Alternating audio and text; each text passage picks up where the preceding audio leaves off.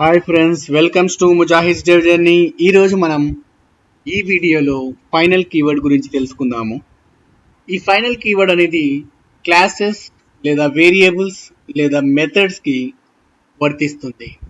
ఒక వేరియబుల్ని ఫైనల్గా ప్రకటించబడితే దాని విలువను కేటాయించిన తర్వాత మార్చలేము.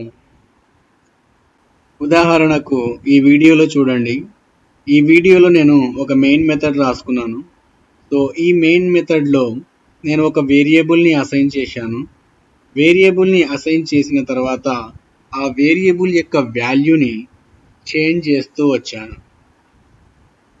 తర్వాత ఆ వేరియబుల్ యొక్క వాల్యూని ప్రింట్ చేయడం జరిగింది.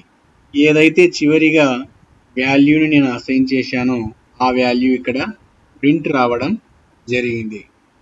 అదే ఒక్కసారి ఫైనల్ అనేటటువంటిది ఫైనల్ కీవర్డ్ని మనం వేరియబుల్కి అప్లై చేస్తే ఇక ఆ వాల్యూని మనము చేంజ్ చేయలేము. ఇక్కడ చూడండి, కంపైల్ టైమ్ ఎర్రర్స్ అనేవి వచ్చాయి.